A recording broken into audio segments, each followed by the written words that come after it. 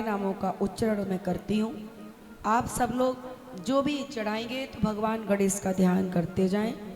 उसके बारे में मैं अभी बताऊंगी, लेकिन पहले नामों का स्मरण करिए। ओम श्री सुमुखाय नमः। ओम एकदंताय नमः। नमः नमः बोलते जाएं और चढ़ाते जाएं। ओम कपिलाय नमः।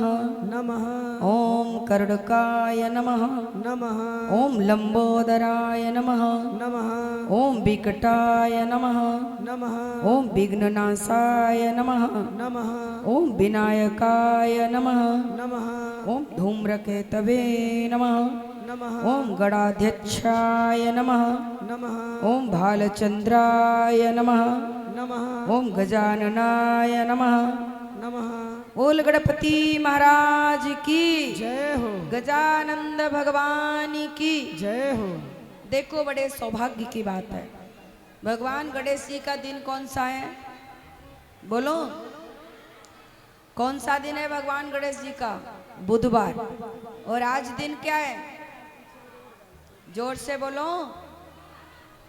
कितनी ये गणेश चतुर्थी है, ये जो गणेश उत्सव है, कितना सौभाग्यशाली आप लोग हो कि आज बुधवार के दिन ये गणेश चतुर्थी पड़ी है और आप सबको आज पूजा करने का, भागवत पांडाल में गणेश जी का पूजा करने का अवसर मिला है।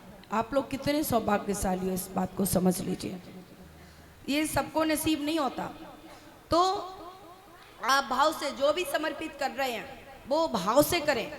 ये साक्षात गजानंद भगवान ही लेंगे, कोई और नहीं लेगा। तो और आपके अपने लिए बुधवार का दिन वैसे भी होता है और आज भी गजानंद भगवान का जो पूजा हो रही है वो बुधवार का दिन है। और सुनो, जो आपको अभी 12 नाम बुलवाए गए, ऐसा वर्णन आता है, गणेश पुराण कहता है, ऋषि संत कहते हैं, गुरुदेव कहते हैं कि अगर आपके जीवन में कोई भी परेशानी का अनुभव कर रहे हैं आप, तो आप प्रत्येक बुधवार को, आपके जीवन में कोई परेशानी है तो प्रत्येक बुधवार को इन 12 नामों के मंत्रों का स्मरण करते रहें। इन 12 नामों को बोलें। इन 12 नामों के सुमिरन मात्र से हर बाधा बस संकट का अंत हो जाता है। हर बाधा संकट का अंत हो जाता है। इतनी बड़ी महिमा है इन 12 नामों की। देखो, बातें नहीं करें, आराम से पूजा करो। जो छोड़ना है छोड़ो, आरती लेनी आरती लो, पर बात नहीं। सबके पास आएगा बेटा, सबके पास ले जाना, पर बात नहीं, नहीं तो कथा नहीं हो पाएगी ठीक से। प्रेम से बोलो गजानंद भगवान की जय हो। कहते हैं जो व्यक्ति बुधवार के दिन, आज से 9 दिन, आज प्रथम दिन हो गया, ये 9 दिन का उत्सव है। तो जो भी व्यक्ति बुधवार के दिन से यानी आज से 9 दिन तक या फिर प्रातः काल को उठकर इन 12 नामों का मंत्र स्मरण करता है, उसके घर में सभी दुख दूर हो जाते हैं। इसलिए मैंने आपको कराया। मेरी माँ, मैं चाहती हूँ आप सबके घर के कष्ट दूर हो जाएं। इसलिए मैंने, ये जरूरी नहीं था कि मैं ये बोलती। मैंने 12 नाम इसलिए बोले हैं कि आप सब कोई अलग नहीं हो, आप सब हमारे परिवार के हिस्सा हो। हमारा परिवार छोटा नहीं है, ये सारा संसारी हमारा परिवार है। वसुधैव कुटुंबकम। हमारे सनातन धर्म में तो सिखाया जाता है कि वसुधैव कुटुंबकम। अब कर दिया कि हमारे दो, हम दो, हमारे दो। अरे महाराज, ऐसा नहीं है। ये तो वसुधैव कुटुंबकम की भाव है।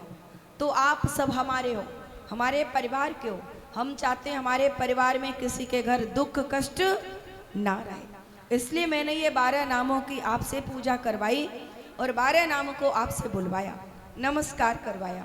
जिसके घर में 12 नामों का प्रत्येक दिन सुबह को या फिर इन 9 दिनों में भगवान गणेश के 12 नाम लिए जाएंगे, उनके घर से सभी दुख दूर, सभी कष्ट दूर हो जाएंगे। जोर से बजाओ, फिर बजा रही है तो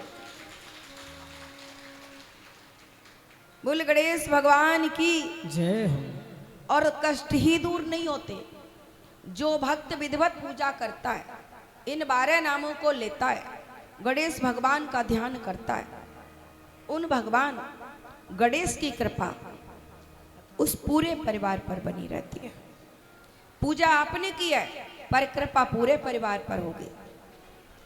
जिस प्रकार कहते हैं, पंजाबी में एक कहावत कही गई है कि क्या कहते हैं भैया वो, कि हाथी के पांव में, क्या बोले, हाथी के पांव में सारा संसार, कुछ ऐसा है। मैं हो सकता है कुछ गड़बड़ बोल रही हूँ, पूरी ध्यान नहीं आ रही मुझे।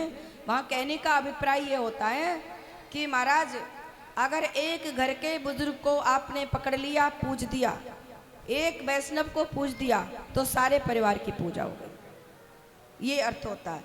जिस प्रकार से चावल को आप पकाते हो, सारे चावल तो टटोलते नहीं हो कि बने कि नहीं बने, पके कि नहीं बने, कच्चे हैं कि पके हैं। एक चावल उठाते हो, देखते हो और कहते हो वो पक गया, तो कहते हो सारे पक गए। इसी प्रकार से एक व्यक्ति पूजा करता है घर में, पर फल पूरे परिवार को मिलता है। इसलिए पूजा आप लोग यहाँ कर रहे हो, और फल आपके पूरे परिवार को, पूरे खानदान को, अपने गोत्र का नाम लेके पूजा किया करो, तो पूरे आपकी 31 पीढ़ियों को मिलेगा। गोत्र का नाम इसीलिए लिवाया जाता है। गोत्र के नाम से कोई भी कहीं रह रहा होगा, पर 31 पीढ़ियों तक के उसमें आपके पूर्वज, आपके घर के लोग सभी उसमें आ जाएंगे। एक करेगा तो जब भी पूजा करते हो, कुछ भेंट चढ़ाते हो, तीर्थ पर जाते हो, तो ये किया करो। और वो भी आपको भागवत पांडाल में, गणेश उत्सव में आपको गणेश जी की पूजा करने का अवसर मिला। और जो गणेश पुराण के मूल पाठ के यजमान है, अगर आ गए हो तो वो भी आके अपनी पूजा करें। उनकी पूजा विधिवत नहीं हो पा रही है। भगवान गणेश बैठे होते हैं, पर आप पूजा नहीं करते एक बार भी। ऐसा नहीं होना चाहिए। अगर नहीं आ सकते हो तो एक बार संकल्प दे दो पंडित जी को कि मैं आ नहीं पाऊंगा, मेरी तरफ से आप प्रतिदिन पूजा करें। क्योंकि मैं बार बार बोलना नहीं अच्छा लगता, कथा को बढ़ाते हैं आगे। जो लोग, इसीलिए गणेश पुराण का मूल पाठ हमने करवाया, और गणेश जी के मूल पाठ से ये नियम है कि आप उनके परिवार का पहले मूल पाठ करो। इसलिए शिव महापुराण का मूल पाठ भी करवाया हमने, रखा यहाँ पूजा की है। हाँ, यादव जी आ गए हैं। आए हैं तो बुलाओ। मैं तो कह रही हूं भाई, जब मैं कह रही हूं तो फिर आ जाओ। आपको प्रत्येक दिन पूजा करनी है, खाली एक दिन रख लिया उससे काम नहीं चलेगा। आपने निमंत्रण दिया है, अब आपने ये निमंत्रण दे दिया, आप इनको पूजा नहीं करोगे, आप भोग नहीं लगाओगे, आप आरती नहीं करोगे, तो कैसे काम चलेगा। इसलिए आपको करनी है पूजा। 2 बार नहीं तो 1 बार तो करो, और 1 बार के लिए पंडित जी को बोलो कि ये करेंगे, तब मूल पाठ होता है। उस ब्राह्मण का तिलक करो, क्योंकि वो आपके निमित्त, आपके परिवार के कल्याण के लिए, आपके घर के दुख दूर करने के लिए वो पाठ करता है। नियम है सबका। मूल पाठ करवाने से सारे विघ्न बाधाएं दूर हो जाती हैं। मन में शांति करके आपके पितृ तृप्त होते हैं। आपके बच्चे किसी गलत लाइन पर जा रहे हैं तो आप गणेश पुराण करवाएं, गणेश पुराण का मूल पाठ करवाएं, क्योंकि भगवान गणेश ऐसे हैं जिन्होंने सभी बच्चों को बुद्धि दी है। आपके बच्चे पढ़ने में मन नहीं लग रहा है, रास्ता भटक गए हैं, तो उनके निमित्त, उनके कल्याणार्थ आपको मूल पाठ किसका करवाना चाहिए? गणेश पुराण का करवाना चाहिए। आपके माता पिता आपसे अलग हो रहे हैं, कहीं लग रहा है कि कुछ गड़बड़ है, विचार नहीं मिल रहे, कहीं आपको लग रहा है किसी भाई में ज्यादा है, किसी को कम है, तो आपको शिव महापुराण का मूल पाठ करवाना चाहिए। शिव महापुराण परिवार को जोड़ता है। सारे देवता देखो अलग अलग हैं, पर शिव महापुराण में आप देखेंगे भगवान शिव भोलेनाथ का परिवार ऐसा है जिसमें सभी लोग मिलेंगे और सब एक दूसरे के विरोधी हैं। कैसे?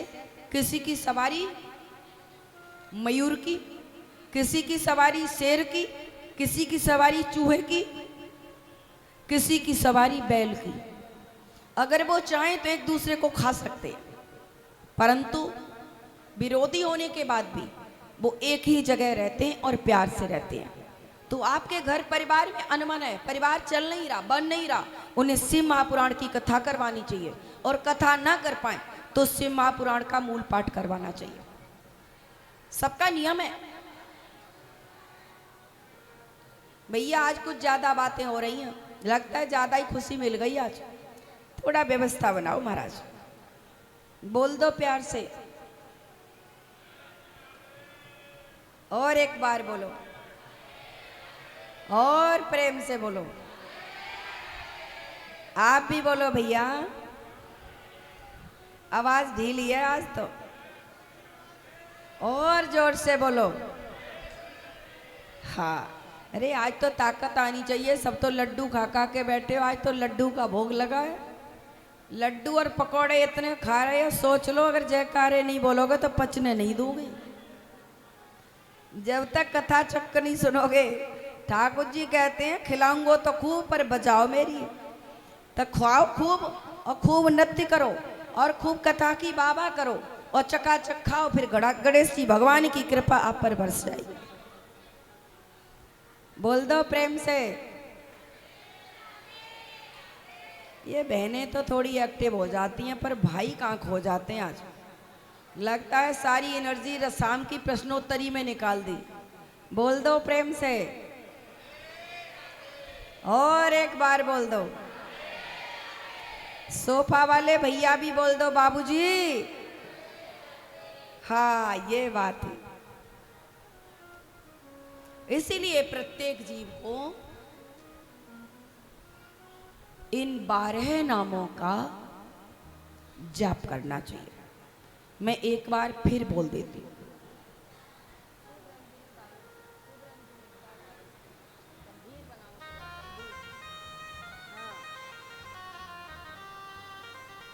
जय जय।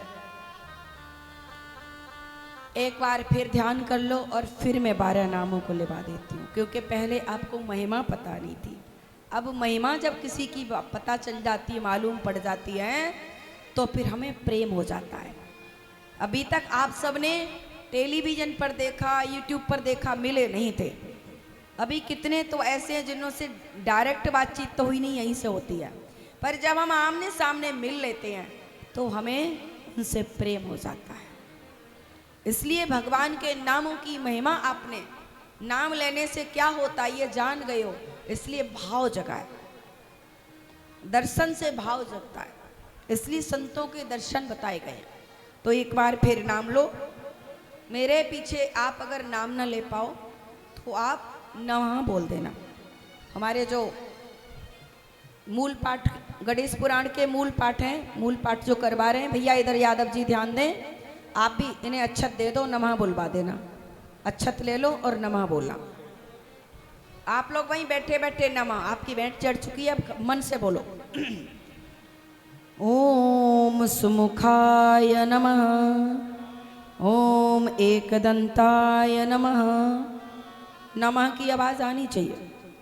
ओम कर्णकाय नमः, ओम लंबोदराय नमः, ओम विकटाय नमः, ओम विघ्ननाशाय नमः, ओम विनायकाय नमः, ओम धूम्रकेतवे नमः, ओम गणाध्यक्षाय नमः, ओम भालचंद्राय नमः, ओम गजाननाय नमः।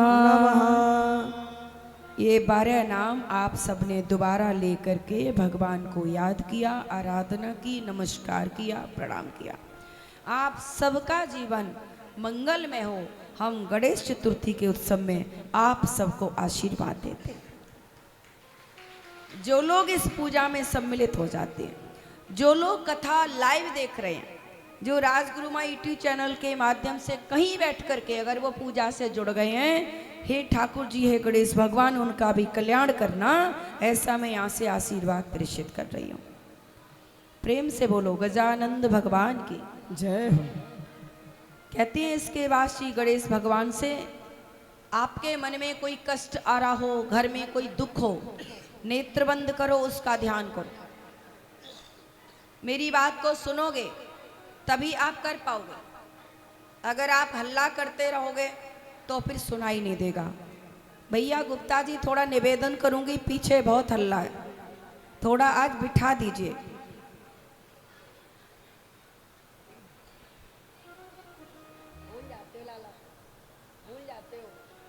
नहीं मैं बोलता नहीं, मैं चल रहा है। चलते रहो महाराज, मैं चलता रहता हूँ।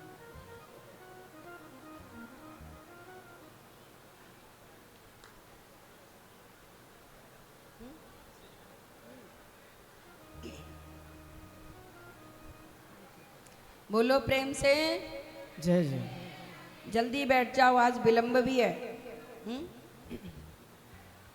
भगवान गणेश से अपना दुख दूर करने के लिए प्रार्थना करनी चाहिए इन 12 नामों को लेने के बाद। और भगवान के नाम एक कैसे बोलना चाहिए? बीज मंत्र भगवान का। भगवान गणेश का बीज मंत्र क्या है? ओम गंग गणपतये नमः। 3 बार बोलो, ओम गंग गणपतये नमः। ओम गंग आवाज नहीं आई। नमः। ओम गंग गणपतये नमः।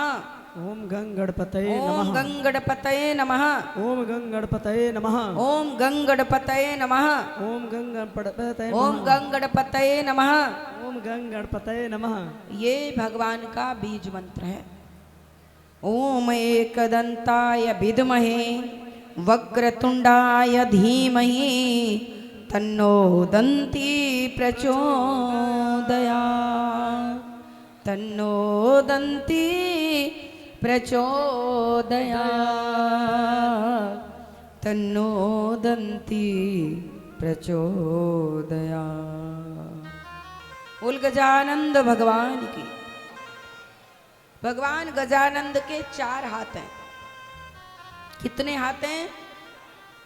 जोर से बोलना होगा। भाई लोग आज ढीले क्यों हैं?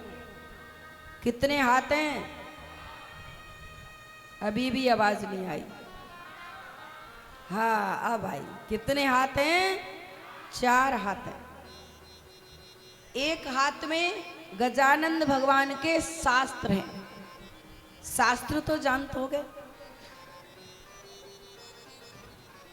जैसे ये भागवत शास्त्र है, इन्हें शास्त्र कहते हैं। ये भागवत शास्त्र है। जरा गणेश पुराण भी दिखा दो, दर्शन करा दो।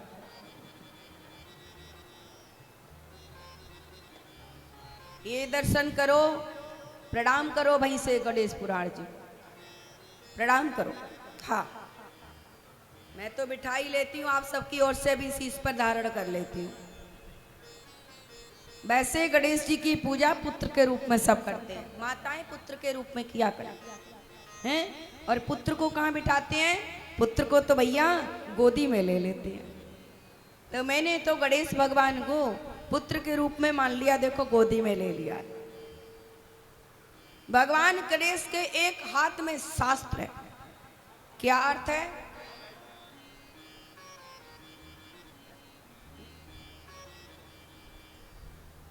क्या अर्थ है? शास्त्र का अर्थ क्या है? एक हाथ में शास्त्र है, दूसरे हाथ में क्या है? लड्डू। ये भगवान को अभी लड्डू चढ़ाए। आपके यहाँ लड्डू आज बनवाए गए। लड्डू तो जानते होगे। ये देखो भगवान के एक हाथ में लड्डू है। अब सबके मुंह में पानी आ गया महाराज कि लड्डू दिखा रही हो, मुंह में दे दो। ऐसी जीभ चटोरी कर रखी है मीठापुर वालों ने, पूछो मत महाराज। अब ब्रजवासी तो वैसे ही चटोरी हो गए। बैठे उमक से आए हुए, कहीं कहीं से आए हुए, कोई दाऊदी से बैठे हैं, तो सब महाराज मिठाई खाने वाले हैं, मुंह में एकदम पानी आवा। मिलेगा तसल्ली करो। अभी तो दिखाया। एक हाथ में शास्त्र, दूसरे हाथ में लड्डू और तीसरे हाथ में रस्सी और चौथे हाथ में है फरसा। चौथे हाथ में फरसा है। ये 4 चीजें गणेश जी के हाथ में। ये चारों चीजें गणेश जी ने अपने हाथ में रखी क्यों है? किसी से खतरा है? भगवान को किसी से खतरा नहीं होता। फिर क्यों रखे हैं फरसा, फिर क्यों रस्सी है। इतने बुद्धि के दाता हैं फिर भी हाथ में शास्त्र है। ध्यान से सुनिएगा, मैं 5 मिनट के अंदर भागवत में ही पहुंच जाऊंगा। फिर भी इतने बुद्धि के दाता हैं फिर भी हाथ में शास्त्र है। हाथ में लड्डू लिए, देखो हाथ में शास्त्र है। भगवान या गणेश जी समझाना चाहते हैं कि किताबों को पढ़ पढ़ के, शास्त्रों को पढ़ पढ़ के सिर्फ माथे में मत रखो, दिमाग में मत रखो। क्या करें साहब, फिर जीवन में उतारो। शास्त्र पढ़ करके, किताबें पढ़ करके दिमाग में, खोपड़ी में खाली मत रखो, उसे जीवन में उतारो। जैसे शास्त्रों में लिखा है माता पिता की सेवा करनी चाहिए, सब सुन लेते हैं। सुनना नहीं है, पढ़ना नहीं है, जीवन में उतारना है। शास्त्रों में लिखा है एक वृक्ष लगाने से, एक वृक्ष लगाने से 100 पुत्रों के बराबर पुण्य मिलता है। एक वृक्ष लगाने से 100 पुत्रों के बराबर पुण्य मिलता है। एक वृक्ष का लगा करके कोई पालन पोषण करे, पर कितने लोग करते हैं? पढ़ तो लेते हैं, पर हम सुन भी लेते हैं, पर करते नहीं हैं। इसलिए शास्त्रों को पढ़ो मत, उसको। भगवान गणेश का कान छोटे हैं पर पेट बड़ा है। क्यों? बड़े भी कई बार हाथी रूप में आप देखते हो तो कहते हो कान बड़े हैं। क्यों? भगवान कहते हैं सुनो, खूब बातें सुनो, और पेट भी बड़ा है। बड़ा का मतलब यह है पचाने की शक्ति आपके अंदर होनी चाहिए। रखो उसको, ठहराओ लो, किस चीज को कहाँ भेजना है। पेट का काम क्या है? जो भी खाता है, मल की चीज मल में, ब्लड की चीज ब्लड में, मूत्र की जगह चीज मूत्र में, शक्ति की चीज शक्ति वाली नलियों में। जिसकी आवश्यकता जहां है उस भोजन से निकाल करके पेट की जो नलियां हैं वो सब यथावत भेज देती हैं। इसलिए सुनो, सबकी बड़े कान है, सबके सुनो, और पेट में पचाने की शक्ति रखो। जहां जिसको भेजना है उसको भेज दो। ये नहीं है हर जगह बातों को करते रहो, नहीं। तुम एक बात कह रही, शास्त्रों में पढ़ो मत, पढ़ने के साथ साथ उसे जीवन में क्रियान्वित करो। फिर कहते हैं कि वृक्ष लगाओ। शास्त्रों को पढ़ करके खाली माथे में नहीं सोचना है। फिर आगे कहते हैं कि दूसरे हाथ में, महाराज आपने सुनी है ये भी कथा कि माता पिता प्रथम देवता हैं। अच्छा बताओ प्रथम क्यों नहीं हो? कहते हैं वही गुरु हैं। जब बालक पैदा होता है तो बताओ रोता है तो सबसे पहले उसे कौन गोदी लेता है, कौन चुप कराता है? बोलो जी, माँ। इसीलिए माँ प्रथम पूज्य बताई गई। और कितनी माताएं तो ऐसी होती हैं, आजकल तो सिजेरियन डिलीवरी हो गई, और नॉर्मल डिलीवरी भी होए तो कितनी तड़प के माँ उस बालक को इस धरती पर लेके आती है, उस पर उठा नहीं जाता है। लेकिन फिर भी जब बालक रोता है तो माँ कराती हुई, अपनी करवट को तिरछा करती हुई उस बच्चे को स्तनपान कराती है। इसलिए माँ प्रथम पूज्य है। माँ से बड़ी कोई गुरु नहीं है, पिता भी नहीं है। पिता दूसरे नंबर पर है। क्यों? पिता 9 महीने छोटा है।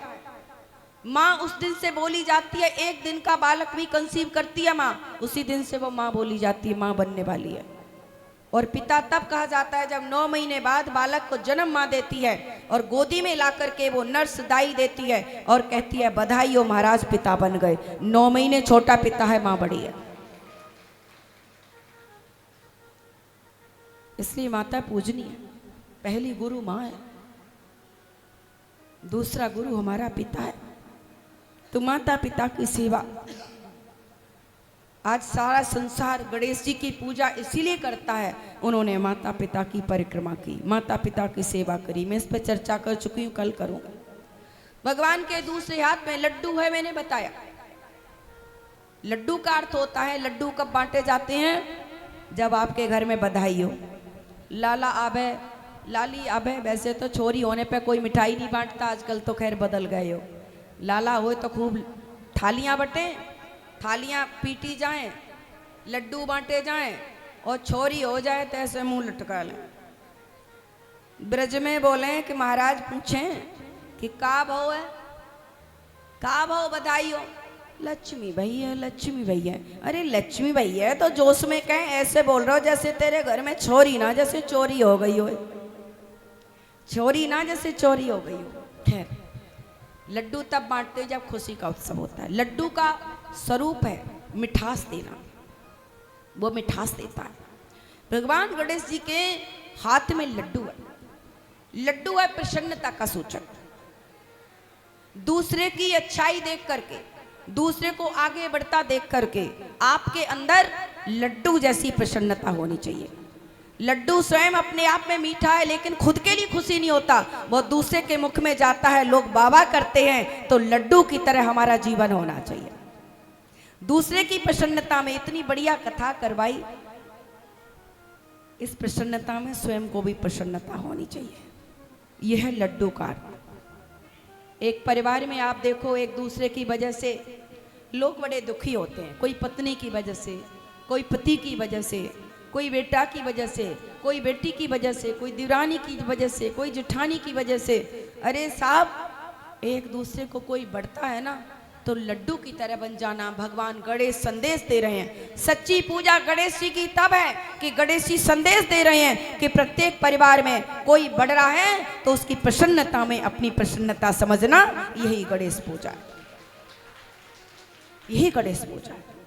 और तीसरे हाथ में कहते हैं, तीसरे हाथ में कहते हैं महाराज, एक लड्डू की जगह मोदक भी कहते हैं। मोदक का भोग लगता है, एक दिन लगवाएंगे, जिस दिन विवाह होगा ना उस दिन लगवा देंगे। मोदक का भोग भी भगवान को लगाया जाता है।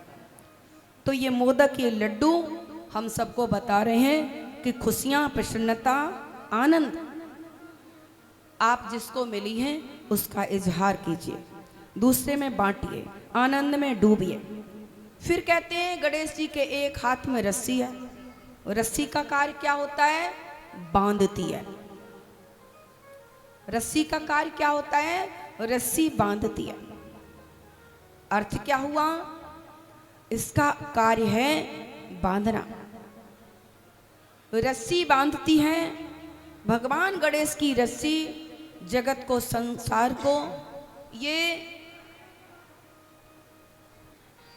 सूचना देना चाहती है, बताना चाहती है, कहना चाहती है कि भैया आप अपने परिवार में ऐसे रहो जैसे रस्सी में जो भी आ जाए उसको प्रेम के साथ में बांध लेती है। तो रस्सी हमें प्रेम करना सिखाती है कि पूरे परिवार को प्रेम के साथ बांध के रहो। ताली नहीं बजी, प्रेम नहीं करोगे। अब रस्सी सिखाती है, भगवान गणेश के हाथ में रस्सी है कि देखो इस रस्सी की तरह जीवन में सीखो, पूरे परिवार को प्रेम की तरह, प्रेम के साथ में इस रस्सी की तरह पूरे परिवार को बांध के रखो। आज से करोगे ना प्यार? अच्छा, दिरानी जेठानी में लड़ाई भी हो गई हो ना, वैसे तो अगर आप मनाओगे तो आजकल कलयुग चल रहा है, अगर आप फोन भी करोगे ना, अरे जीजी आ जाओ, या छोटी है तो कहोगे दुरानी आ जा, या देवर जी आ जाओ, तो क्या कहेंगे? अरे कुछ काम होएगा आज भाभी को, या कहेंगे कि अरे आज छोटी का कोई काम होगा इसलिए आज याद किया। आज अरे ये कौन सी दूध की धुली हो गई जो आज गुरु माँ ने कह दिया और मुझसे प्यार से बोल रही है। वो नहीं बोलेगी, पर वो उसका कर्म है। पर अगर ये इस दासी की इस मुख से कथा सुन ली तो 100% कहती हूँ वो भी आपको प्रेम करेगी और बोलेगी कि आजा दिरानी, आजा जेठानी, गले लगा ले। कथा बदलती तो है। तो आज से आप भी अपने परिवार में प्रेम को बढ़ाना। ये प्रेम सिखा रही है रस्सी कि अपने परिवार को, इस समाज को, इस देश को प्रेम चाहिए। कौन संसार में ऐसा है जिसको प्रेम नहीं चाहिए? पर कहते तो सब हैं कि हमें प्रेम नहीं मिला, हमें मिल जाए, हमें मिल जाए। तो महाराज सब कहते हो बांटने वाला तो कोई चाहिए, इसलिए मैंने तो शुरू कर दिया है। मेरे पास जो भी आता है भैया प्रेम बांटती हूँ, बुराइयां नहीं बांटती, प्रेम बांटती हूँ। आप भी प्रेम बांटना शुरू कर दो, आपको भी प्रेम मिलना शुरू हो जाएगा। आज से सब प्रेम बांटेंगे, अच्छी अच्छी बातें बांटें। फिर अगले चौथे हाथ में, भगवान गणेश के हाथ में है फरसा। चौथे हाथ में क्या है? फरसा। फरसा के माध्यम से गणेश जी समझाना चाहते हैं कि जीवन में काम वासना के अंकुर को काट देना चाहिए। काम वासना के अंकुर को फरसा से अपने हाथ में तुरंत फरसा रखो। तुम्हारे मन में किसी चीज के लिए गलत भाव आए, काम जगे, द्वेष जगे, अहंकार जगे, वासना आ जाए, तो उसी क्षण उस फरसा से काट देना चाहिए। चौथे हाथ में फरसा इसलिए रखते हैं। ले लूंगी। ये 4 चीजें हैं महाराज। इसलिए गणेश जी की स्थापना करी है आप लोगों ने, बहुत बहुत बधाई के पात्र हो। पर सबसे ज्यादा बधाई के पात्र तब हो गए जो गणेश जी ने अपने हाथ में 4 चीजें धारण की हैं, वो जीवन में उतार लेना। तो सब जैसे गणेश जी की पूजा होती है, संसार में आपकी भी पूजा होने लगेगी। ये दासी का वचन है, पर उतारनी पड़ेगी। सबसे बड़ा पुण्य क्या है? परहित सरिस धर्म नहीं भाई। और सबसे बड़ा पाप बाबा तुलसीदास जी कहते हैं, पर पीड़ा सम नहीं अधमाई।